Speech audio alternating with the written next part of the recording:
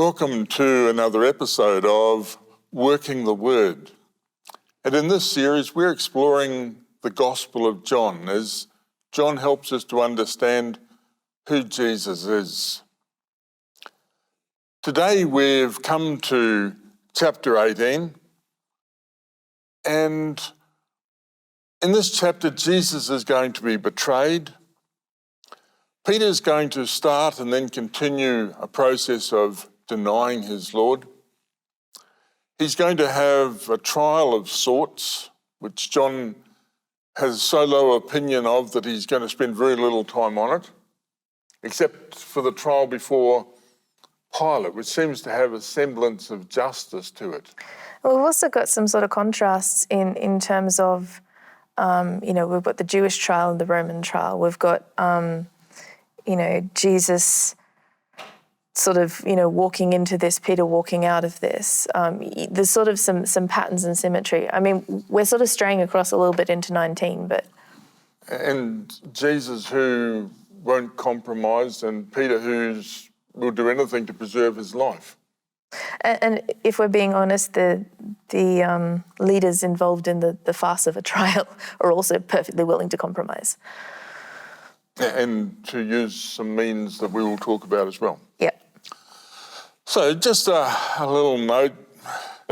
We've had some technical difficulties this afternoon, so we will still have the text on the screen, but it's just going to be not quite like it is most weeks. So we start in chapter 18. Mm-hmm. In the last chapter, as they were walking the streets, Jesus prayed for his disciples. Yep.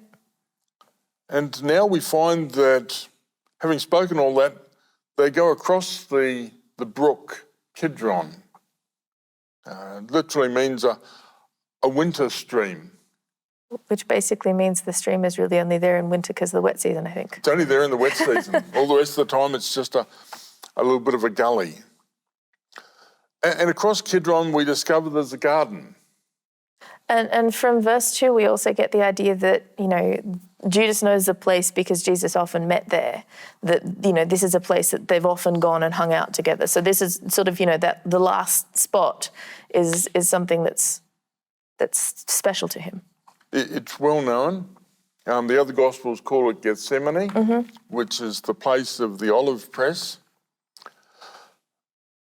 And in verse 3, Judas arrives.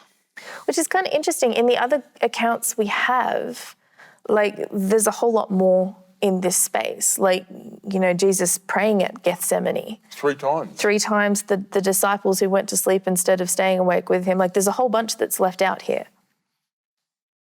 And Judas arrives with a consort of soldiers. It could be up to 600. Yes. The term is the sort of a tenth of a legion, and a legion 6,000. So Judas arrives with 600 people, 600. It's like they are expecting trouble. Mm. Which, when they're turning up secretly in the middle of the night with 600 people, it's not going to be done in secret. And they've all got lanterns. I'm not sure if they think they're Gideon. Well, I actually also found it interesting in that I had a glance at the other Gospels, and in the other Gospels, the indication is swords and clubs. John says lanterns and torches, and weapons. So there's some interesting ways that's portrayed differently across the Gospels. And there's an interesting assumption mm-hmm. that Jesus and his followers are going to resist. Mm. That's their expectation. Which is also kind of interesting because given, all the previous other times, when they've picked up stones to stone Jesus hasn't resisted. He's just walked away. I mean, I don't know whether they think he's going to try and do that again, but, it's not resistance so much as just, they can't touch him. And the last lot of soldiers that they sent to bring him in came home saying, never a man spoke like this man. But this guy's actually kind of good. Have you heard him? So maybe having enough, they'll have their courage up and away they can go. This doesn't come as a surprise to Jesus. Mm. He knows it's coming and he sort of comes to face it head on almost. Yeah, he knows all that would happen to him. And it looks like he came forward. You know, who are you looking for? Who do you seek?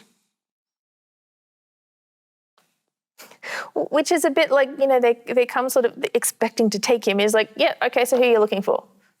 Like, it's almost a, cooperating with the authorities kind of.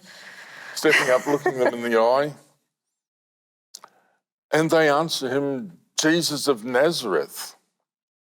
That tin pot town from up Galilee.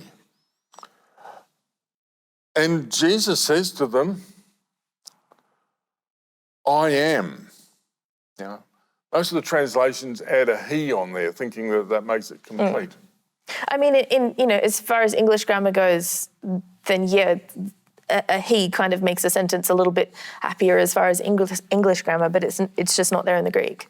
It's not. It's simply I am, which we've had a number of I am statements. And we kind of actually almost get three here. That we've got in verse 5, in verse 6 and verse 8, we've got I ams. In verse 6, they repeat what he said. And I kind of find interesting, they're coming there to arrest him. And, you would think a basic concept of going to arrest someone is being able to kind of recognize. They come on this group, the guy who's clearly the leader steps forward, who are you looking for? And they're sort of, Jesus, do you know him? Almost. The other thing I think is interesting is that Judas is much less actively involved here. In the other Gospels, Judas arrives and gives him a kiss on the cheek and sort of, the one I kissed, that's the one. That doesn't happen here. And so you've got them having to repeat a couple of times. Yeah. I am, and suddenly, when he does this, they're all down on the ground. Which it amuses me for a couple of reasons. Because number one, he just said, I'm he, and they're down on the ground. But I am he, and 600 of them are down on the ground. They are prostrate before I am. Which is awkward when, that's the guy that you're coming to arrest. So falling prostrate in front of him is awkward. And it suggests that he could have wandered away if he had chosen. And I think there's that very clear sense, particularly that John is trying to convey, is that, we've had Jesus knowing what's coming, having gone forth, that we're getting these little signals all along the time, and we're going to come to that a little bit when we get to Pilate as well, that Jesus remains in control. That, yes, he's going along with it, but he's not going along with it because they have the power. He's going along with it because he has chosen this course. Some sort of more recent commentators have wondered whether, maybe at this point they saw a little of his glory, just a flash. But they're pretty much committed by this point. So, and he sort of has to jolt them out of, again, therefore he questioned them again, who do you seek? They said again, Jesus of Nazareth. But I almost wonder whether he's setting that up. When we get to verse 8, he repeats, I've told you that I am he. So, if it's me you're looking for, let these other ones go. They've just said twice, this is the guy we're looking for. And he's going, okay, well, these aren't the guys you're looking for. They can go there? They can go their way. And then John links that up to, the word he had spoken, in the last chapter or so. And this is to fulfill the word that was spoken. Of those you gave me, I have lost not one.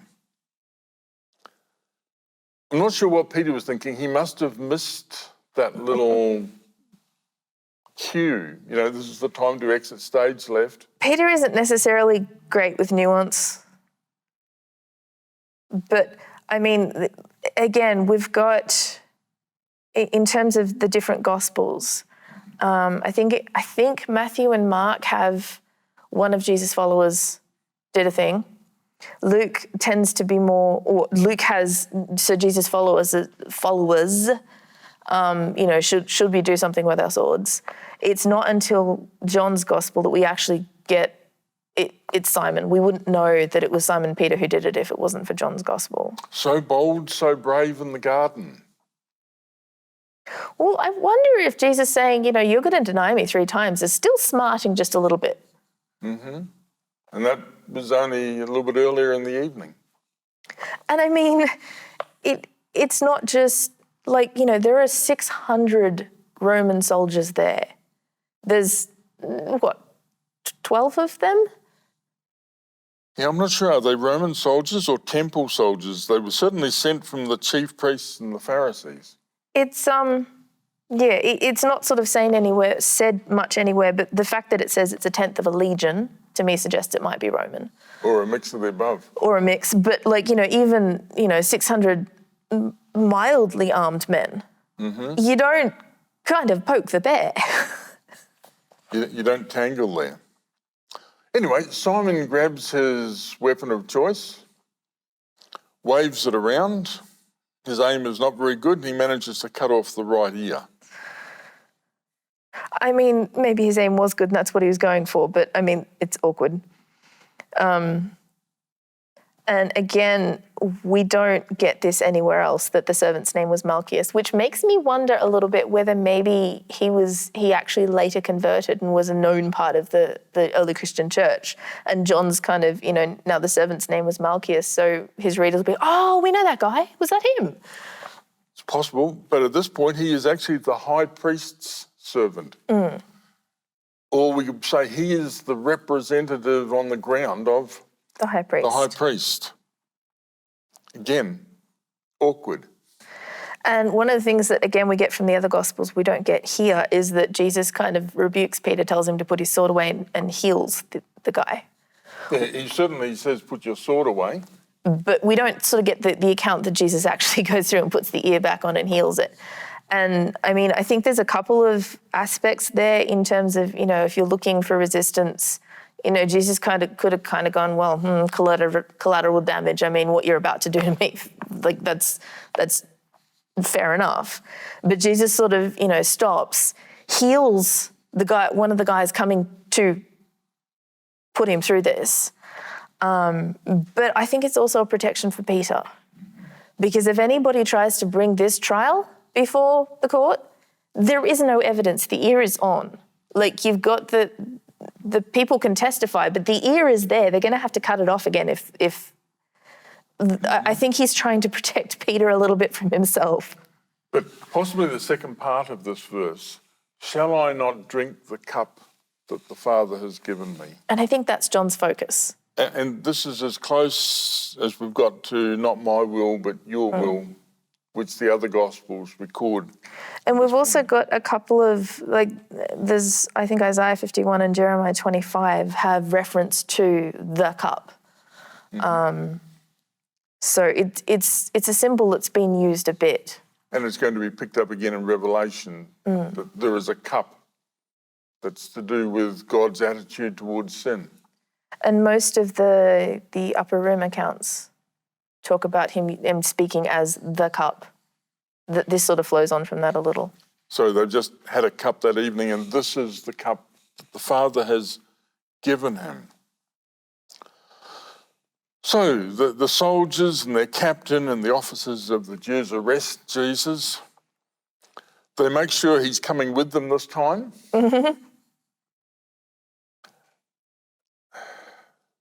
How little they realise that he's going to get away.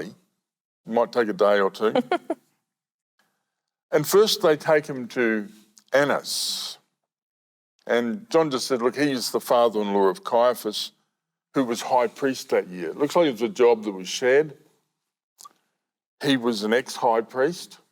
Although there are sort of some suggestions that Caiaphas may actually have been one of the roles that Pilate would have had is appointing the high priest, which religiously speaking is a little problematic. But there are some suggestions that for the entire length of Pilate's, reign or rule or whatever you'd call it, that Caiaphas was the high priest for the whole time. So there was sort of maybe even a degree of allyship there. Yeah. But you've got a very clear, it's in the family. And very clearly a preliminary tool. a preliminary trial before the main one. And John just notes it was Caiaphas who, back after Lazarus had come back to life, had advised the Jews that it would be expedient that one man should die for the people. And John commented back then that being high priest, he prophesied. And one doesn't fully get it because Lazarus had just come back to life after 4 days and you plot to kill somebody. There's a lot of ways they're more than willing to kind of wiggle the rules and general morality to get what seems to need to be done in their eyes. Well, as they go, Peter is still bold, still brave. He follows Jesus, and so did another disciple. And I actually find that the more interesting part of this next little bit, because we focus a lot on Simon, that Simon was close by and the denials and such. But we've got Simon Peter and the other disciple were following Jesus. Cool, fine. Now, since that disciple was known to the high priest, he also entered with Jesus into the court of the high priest. John, we think this is John. Yes. John has connections. Like, John is known to the high priest. He speaks to the doorkeeper and sort of says, that guy's with me, let him in. John has connections. So with that little bit of background, John has just used his connections to get Peter on the inside. He's with me. And immediately he encountered, John has just spoken to the doorkeeper. And then, we find out the next verse that the servant girl, who was the doorkeeper, says to Peter, are you not also a disciple of this guy? And so, he could have fudged it. Who, me? What? Who are you talking to? Yeah, but he just kind of says, I'm not. And I actually... I'm not. But I also find it interesting in that we've just started this chapter with Jesus going, I am. We have Peter going, I am not. And in the last time, it doesn't say explicitly that he says, I am not, but it says he denied it again. So it sort of suggests he's used. So we've kind of got this mirroring of the three, I am not. Must have been a cool evening because the servants and officers have made a charcoal fire because it's cold. They're standing warming themselves and Peter goes and backs up to the fire. To be fair, it probably would have been fairly suspicious if he'd sort of snuck in and headed off away from the fire. It's just like, what are you trying to hide kind of thing. He's coming, he's trying to blend in. And the high priest is asking Jesus about his disciples and his teaching. Which I also find is kind of interesting because, as Jesus says, I've spoken openly to the world. I've always taught in the synagogue and the temple where the Jews come together. I spoke nothing in secret. Why are you questioning me? Question those who heard what I spoke to them because they know what I said. Call the witnesses. He's not kowtowing at all. And essentially there's a degree of, okay, if this trial is going to go ahead, bring the charges. I'm not going to make up the charges for you if you're going to put me on trial.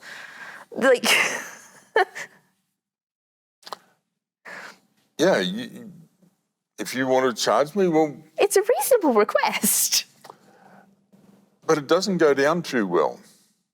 I think there's a degree of sort of ego and subordination kind of that's at play here. One of the officers is there, Is that how you talk to the high priest? Which, when you dig into some layers, could go both ways. Is that how you talk to the high priest? But, I deviate. But Jesus is not going to take that sort of stuff. If what I said's wrong, bear witness about the wrong. But if what I said is right, why did you strike me? And I think there's a degree of almost calling the injustice. There's a list that, it's clearly not exhaustive, but there are at least 22 laws that were broken by the Sanhedrin during this trial. You're not supposed to have any arrest by religious authorities that was affected by a bribe. Judas is involved with the bribe. There was to be no steps of criminal proceedings after sunset. It's all after sunset. Judges or Sanhedrin members were not allowed to participate in the arrest. There was to be no trials before the morning sacrifice, which again, they've done it. They actually did some trial in the morning to make it look a little bit more legal, but most of it was done at the wrong time. There were to be no secret trials, only public. The Sanhedrin trials could only be conducted in the hall of the judgment of the temple compound, not in the Caiaphas' house. The procedures was to be first the defense and then the accusation. All may argue in favor of acquittal, but not all may not argue in favor of conviction. There were to be 2 or 3 witnesses, and their testimony had to agree in every detail, so you had to have witnesses. There was to be no allowance for the accused to testify against himself, so they couldn't try and force him into that. The high priest was forbidden to rent his garments, which happens a little bit later on. That was in the other gospel. And in the other accounts. Charges could not originate with the judges. They could only investigate charges brought forward to them. The accusation of blasphemy was only valid if the name of God itself was pronounced. A person could not be condemned on the basis of his own words alone. There had to be collaborating witnesses. The verdict could not be announced at night, only in the daytime. In cases of capital punishment, the trial and guilty verdict could not occur at the same time, must be separated by at least 24 hours. We're under time pressure here. Voting for the death penalty had to be done by individual count, beginning with the youngest, so the young could not be influenced by the elders. A unanimous decision for guilt shows innocence, since it is impossible for 23 to 71 men to agree without plotting. The sentence could only be pronounced 3 days after the guilty verdict. Judges were to be humane and kind. A person condemned to death was not to be scourged or beaten beforehand, and no trials are allowed on the eve of a Sabbath or on a feast day. Yeah, well... So as far as, Jesus kind of going, so process here, peeps. There is a lot that, we've seen kind of glimpses here and there, like Nicodemus challenged them on, guys, we're not exactly following the law, and they kind of snapped back at him earlier. But, we're kind of getting to the point where the laws are just being kind of pushed aside. To the point that John really doesn't talk a whole lot more about the trial. It's not... That after this one, they simply send him bound off to Caiaphas, the high priest. And we don't get much more from that to they're leading Jesus from Caiaphas into the Praetorium. We don't... As far as John's account... It's a sham. And he doesn't give it a whole lot of time. But they still don't trust him because he is securely bound as he gets sent off. Because he's resisted so hard this far. And there's armed mobs out. No, there's not. And at this point... We sort of zoom back out to Peter. Who's standing there warming himself, and they say to him, "You're one of his disciples, aren't you?" And again, he decides, no, that's not me, I'm not. I'm not. This is one of the ones I find interesting because, again, I don't think the other Gospels give anywhere near this level of detail, that one of the servants of the high priest, by the way, a relative of the man he had just chopped the ear off of. Mm-hmm. So, and... did I not see you in, he was there. Peter, he watched Peter chop his, cousin's ear off. And with 600 with torches and lamps, the lighting was okay.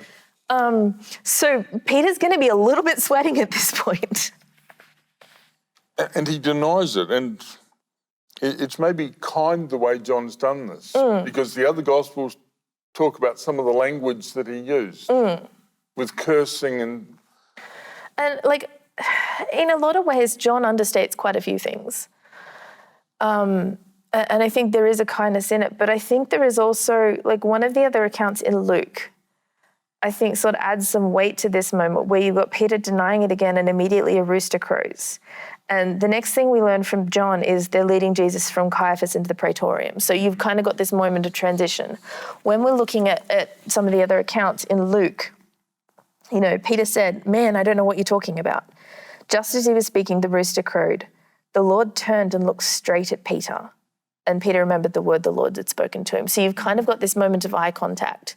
Now that will have stayed with Peter, but just sort of like the way that sort of as a theatrical narrative it moves, that, Peter denies him, and just as, you've kind of got this, Jesus is coming through and they meet, like it sort of adds weight to that moment, I think.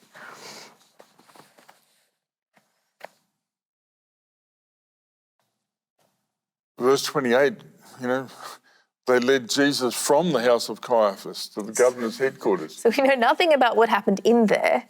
Apart from what the other Gospels give to us. I do find it funny, though, that, based on all the other things that they're kind of completely breaking, it was early, weren't supposed to be before the morning sacrifice, and they did not enter into Praetorium so that they might not be defiled so they could do the Passover. This rule matters. But it's all right to illegally condemn a person to death. And that, on a feast day. And that doesn't make you unclean, but to go into Pilate's house would. Sometimes, the rules were given for good reasons in the first place, but the way that they've just, morphed and distorted kind of makes them into something that they're not. And Pilate had to go out to them. Which he did. And getting down to business, what charge, what accusation do you bring against this man? Which, again, I think this is a really fair question. If this is a trial, bring the charges, let the trial commence. And they don't give him. It's just like, well, if he wasn't guilty, we wouldn't have brought him. That's not actually an answer. That's really quite evasive and a little bit suspicious. And I think Pilate kind of picks up on that. He smelled a rat. And said, well, if he's an evildoer, take him yourselves and judge him by your own law. If you have no charges, my job is done. See ya.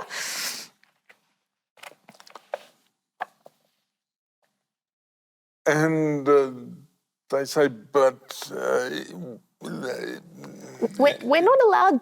Yeah, it's not lawful We for us. want to kill this guy and we're not allowed to. We need your say-so for that, basically.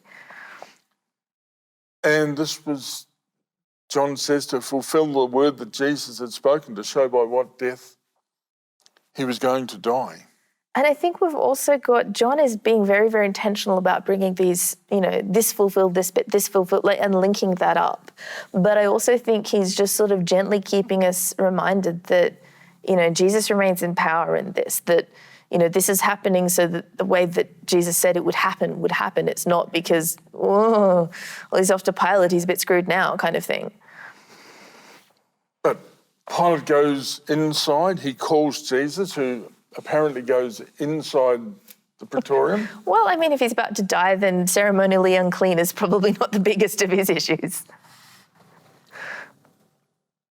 And comes out with the sentence, "Are you the king of the Jews?" Where did that come from? Well, that's actually kind of what Jesus asks. Do you say this of yourself, or did others say it to you concerning me?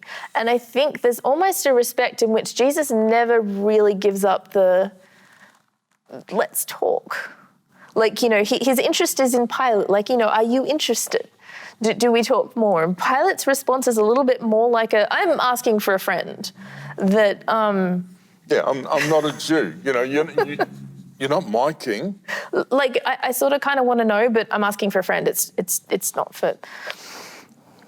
And one wonders what intelligence Pilate actually had on Jesus. And I'd say he actually had a fair bit. This guy's been wandering around for a couple of years. He is the talk of the town. He has managed to get it to the point where the Jewish leadership are desperate to kill the guy, which, Pilate is a bit antagonistic toward the Jewish leadership anyway, so that's immediately going to pique his interest. We also know from one of the other Gospels that Pilate's wife had been warned in a dream, and she's sort of... Said, don't touch this one. So he has a little bit of intelligence, and I think there's almost a degree of, now that the man himself is actually in front of him. Mm-hmm. Pilate's going, this guy isn't, it's almost you're not what I expected. Like, they've led him to expect that this guy is the epitome of evil.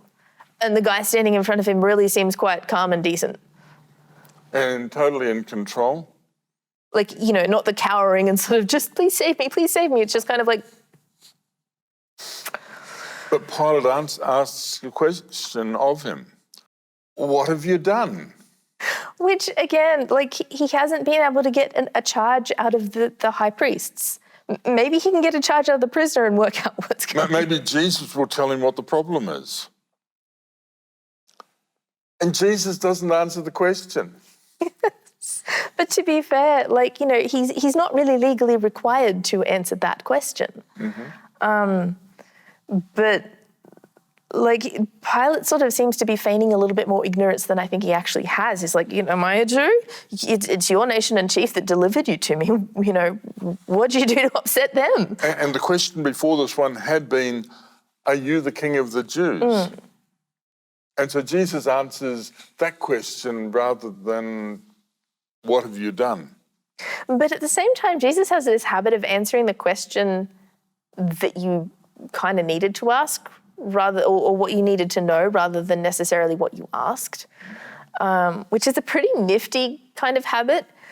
But yeah, I think Pilate is a little bit bewildered and not sure what to do with this guest. Mm-hmm. Yeah, Jesus' answer is, my kingdom is not of this world. If my kingdom was of this world, my servants would have continued fighting, that I wouldn't be delivered over to the Jews. I mean, he's walked out of the place plenty enough times before. If he'd wanted, he could have. Mm-hmm. And if he had cooperated with Pilate, Pilate was looking for a reason to let him go. If for no other reason than to annoy the Jewish leaders. Pilate tries. Mm-hmm. We do kind of have to give him that. And he reflected, so you are a king?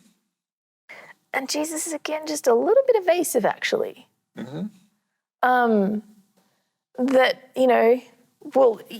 You said it kind of, the words were yours. He doesn't come out and kind of say, yes, I am. You said it. He's actually always been walking away from being king. After feeding 5,000, they wanted to make him king. And he had to send them away. He's not made being a king part of his messianic platform. But I think what he's also trying to do here is almost a little bit of a redirect. Mm-hmm. That Pilate seems kind of stuck on the whole king thing. Probably he's kind of keeping in the back of his mind that there could be legal ramifications with Rome if he handles this one badly. But Jesus kind of, you say that I am a king, but for this I have been born, and for this I have come into the world, that I may bear witness to the truth. Everyone being of the truth hears my voice, which bamboozles Pilate, because truth, what is that? That's his answer, isn't it? What is truth? But I think he's redirecting it almost to an appeal to Pilate in some ways, rather than you're stuck on the kingdom, that's not the important bit right now.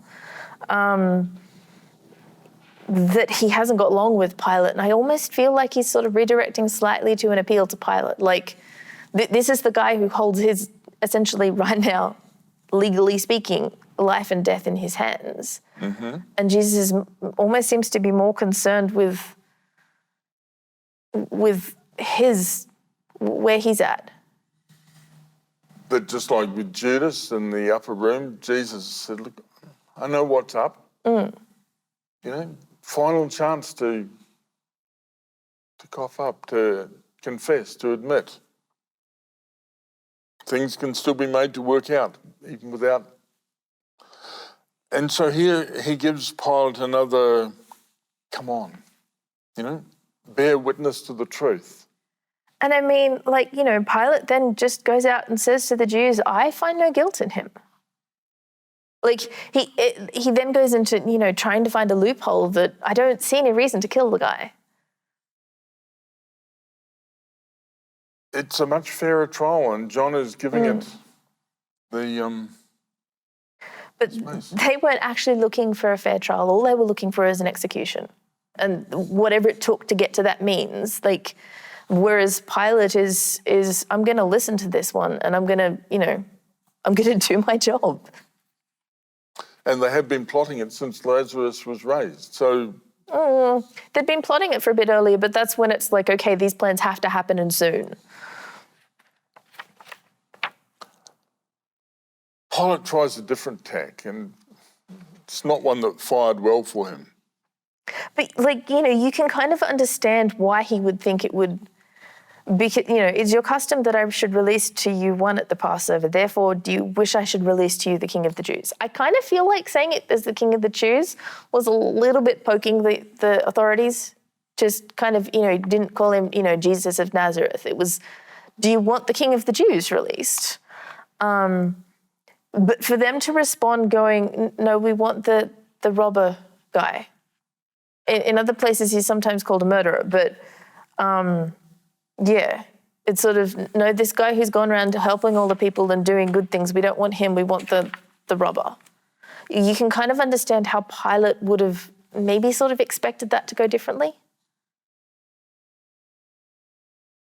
And surely a popular rabbi would be taken in preference to a thief and a brigand.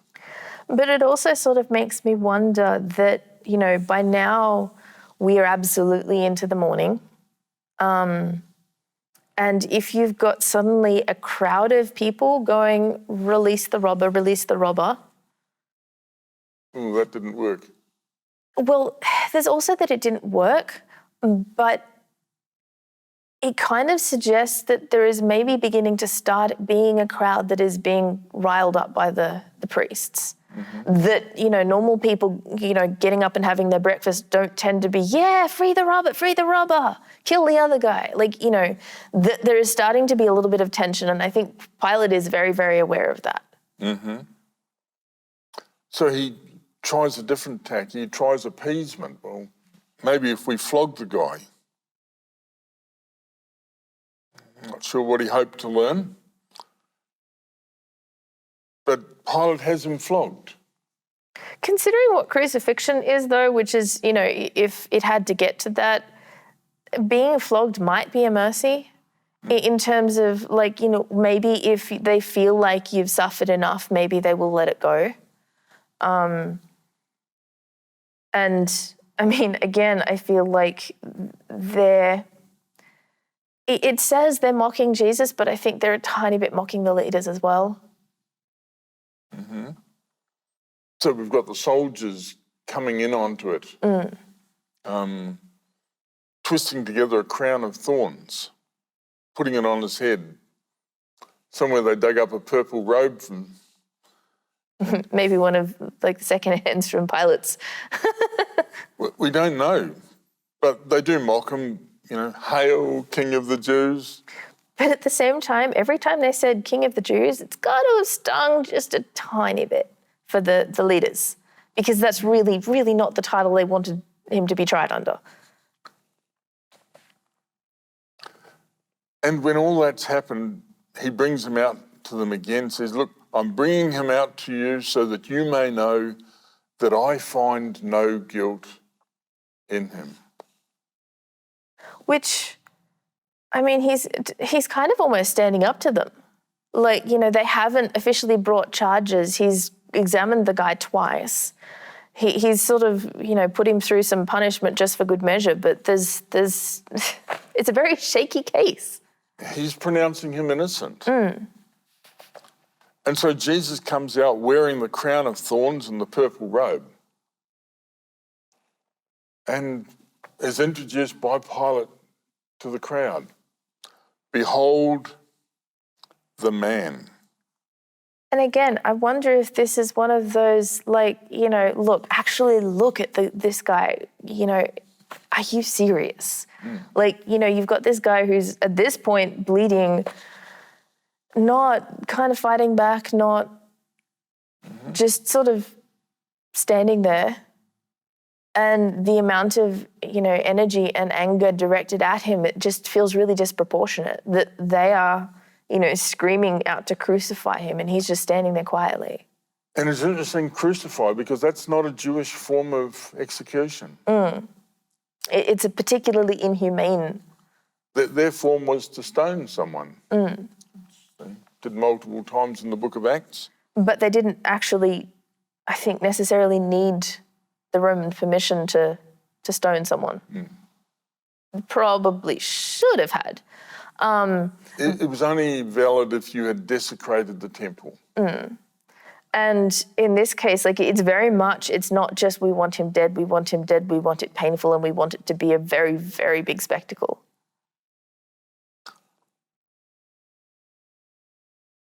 And Pilate again says, take him yourselves and crucify him. I find no guilt in him. I find it really interesting in this section how many threes there are. You've got the 3 I ams from Jesus, you've got the 3 I am nots from Peter, and you've got the 3 this man is innocent from Pilate. That just so you've kind of got this sort of orbit of responses and reactions to Pilate on encountering this man for himself for the first time. Having heard all of the stories, his conclusion is this man is not guilty. And now we come to the hub of it. In verse 7, the Jews answered him, we have a law, and according to that law he ought to die because he has made himself the Son of God. The thing is, though, Pilate has just said to them, take him yourselves and crucify him. I don't find any guilt in him. But Pilate will have known that they can't do that without his permission. And I think he's really almost trying to push them to think this through, guys. Think. But the Jews have a way of being, in this case, a little bit unreasonable around about religious laws, particularly if they thought you were, in this case, calling yourself the Son of God. Which he has been since the time of John the Baptist. It's been multiple times that he has called himself the Son of God. But Pilate's reaction to that is fear. But not just fear, even more afraid. The anxiety has been a little bit building. There is a mob outside his palace screaming for murder, basically. There are a lot of people in town. It's a feast day. He's probably there because he's keeping an eye out for unrest. Unrest is happening and, it's barely breakfast time. There are some suggestions just sort of working out the time that the crucifixion might have even been as early as 9 a.m. Time for the morning sacrifice. We're not even at breakfast time and there's a mob outside his house that's getting very restless and screaming for blood. Pilate is, it's understandable that he's, but I think they're starting to get to him. And maybe it's interesting just to observe what's happening here, that we have religious people appealing to civil power to enforce religious opinions. That doesn't happen anymore. And it concerns me when religious people want the state to prop up their religious beliefs. It wasn't healthy back then, and it's not healthy today when it happens. It's sort of, there's a lot of risks that are associated with, and it tends to involve a distortion of what the religion was supposed to do in the first place. And a manipulation of the populace. Which is clearly happening here. We'll get enough voices on a petition to manipulate the politicians to do what we want them to do. Whereas, there's almost a sense where you've got that contrast that, Jesus has never needed to manipulate people. The high priests and whatever ruling group are involved are out there actively sort of trying to stir this up. And it's sort of, if you're picking a camp to act like, probably they aren't the... I would much rather be like Pilate. and ask the questions, to make the investigations, rather than to go on mob rule. And often, that's sort of more used to the, yes, that we want to make it run the way we want to run it, but even sort of harkens back to some of the historical incidents where you had the, bringing Christianity by the sword. It's a slightly different version of, but we're going to force you to do things this way. Nobody else should be able to do anything any other way. We want to try and make it our way. And we appeal to the state to enforce what we want to happen. Which is troubling. Dangerous. Pilate goes back inside. He's going to have another look at this one. He says to Jesus, "Where are you from?" And there's no answer. I have a couple of thoughts on that.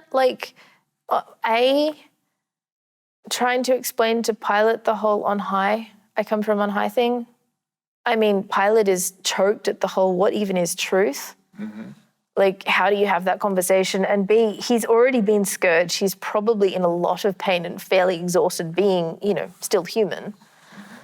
That's not a super important question for him to answer.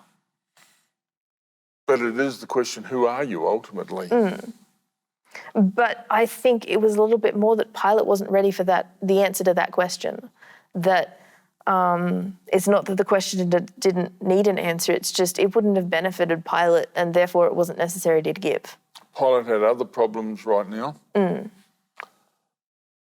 But he is perplexed. This man isn't speaking to me. And particularly when he's sort of he's almost trying to give the, I'm on your side, work with me here kind of. And Jesus is just, Jesus isn't bowing to power. And Pilate kind of tries to, aren't you speaking to me? Don't you know that I could let you go? And, I have authority. And Jesus says... And that gets Jesus to respond. But, Pilate is sort of really trying hard to get in. And I don't think the answer that Jesus gives him is particularly comforting for him. Here is Pilate, who has authority. Jesus said, "You'd have no authority over me at all unless it had been given to you from above." But I find it interesting that he adds the next bit, because of this, the one having delivered me up to you has greater sin. There's almost, when he was telling Peter that you're going to deny me, there's almost that sense of here, yes, there is, you're going to deliver me up, but the ones who've delivered me to you, their sin is greater. There's almost a kind of a comfort for Pilate here. Pilate is going, I have the power to do this, and Jesus is going, it's okay. And the outcome in verse 12, from then on, Pilate sought to release him. To be fair, he's sort of been trying to do that the whole time.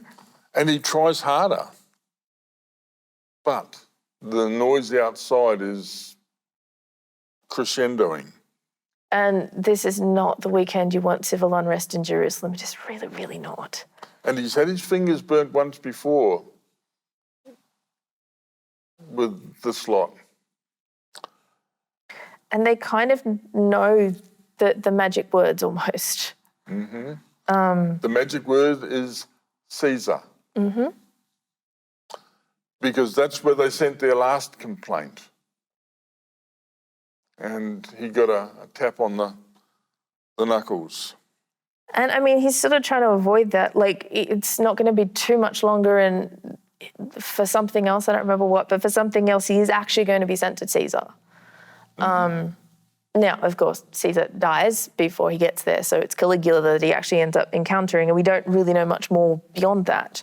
But we kind of, this is the point where, Pilate has sort of been invested in this as a kind of an interested onlooker who has some power to kind of, decide the outcome. At this point, Pilate's skin is in this game too.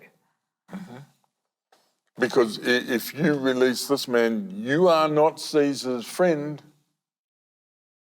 I mean, it doesn't relate in any way to the charges they just brought against him, and it's Caesar who's been pushing the king of the Jews thing. But they're kind of, okay, we can go with this, we can manipulate with this. Everyone who makes himself a king opposes Caesar. And Pilate is beat. He brings Jesus out. He sits down on the judgment seat, a place called the Stone Pavement. And we learn that it's the day of preparation for the Passover. It's about the 6th hour. And he says to the Jews, "Behold your king." I almost wonder at this point if it's a little bit less antagonizing the Jews because, clearly this is not a crowd that you kind of like, let's make it worse. I almost wonder whether he's like, this is the only conclusion I have at this point. I find it interesting what lengths John goes to almost protect Pilate in terms of showing just how much effort Pilate has gone to try and get him acquitted. I mean, since then there's been a bit of a divide. More of the Western church kind of sees Pilate as the one who sentenced him to be crucified. So Pilate's the villain, the bad guy. The Eastern church tends a lot more toward, there's 2 of the Eastern churches that have feast days for Pilate. And so you've got this sort of massive divergence of views. There's a huge array of theories about what happened next. And we don't know. But I find it interesting how much John goes into the specifics of how hard Pilate tried. And I a little bit wonder whether Pilate at some point became a believer. Because either Jesus has given account of this or Pilate has given an account of this. Because, this is not, John won't have been in this area. So this account has to have come from someone. And there is a possibility he's gotten it from Pilate somehow. We don't know, but we don't know. It's come from somewhere. And he does write an inscription where he locks in his verdict a little bit later, but that's for next week. And it's every bit as much a judgment on the leaders as the man being crucified, I think. Mm-hmm. They are revealing their true colours by their actions here. And I think that really gets cemented in that, Pilate sort of, they're crying out, away with him, crucify him. And Pilate just asks, shall I crucify your king? And the fact that the chief priests answer, we have no king but Caesar. Ooh, they're basically selling out their entire identity as a nation for the political gain, for the leverage to get this guy killed. We have no king but God, sure. We have no king but Caesar. That we like Caesar more than we like this teacher sent from God. And we're willing to sell out all of that history, all of that, back in the beginning when they got a king, that, it had been the judges and they kind of said, all the other nations have a king and, it's fancy and, they're strong nations and we want to be like them.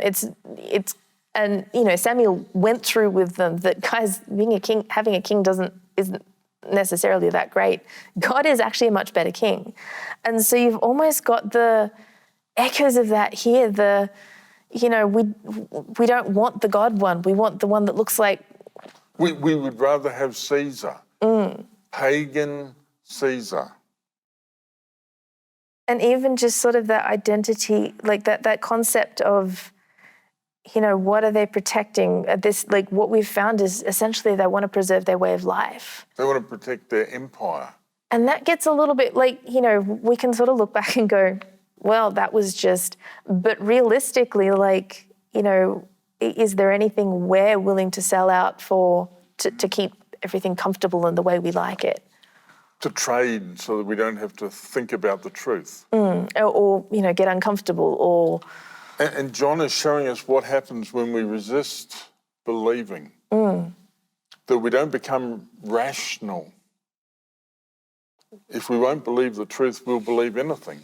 And I think there's been for a while, we've had glimpse here that the rational has sort of gone And it's been this just sort of zeal to deal with this problem so that they can go back to power and the way things were. And I think like this is a verse that kind of catches in my throat every time, like, you know, that they were able to stand up and loudly say in front of their people on the day of the Passover, we have no king but Caesar. Like, oof. And, you know, whether there are things that we're still doing that with. Like we're willing to cozy up to political power to get what we want, even if it represents a corruption that, you know, but it gets us the way of life cemented that we want. So that's okay. We'll, you know, it's a worthy trade-off. And at this point, there is no more that Pilate can do. They have made a choice.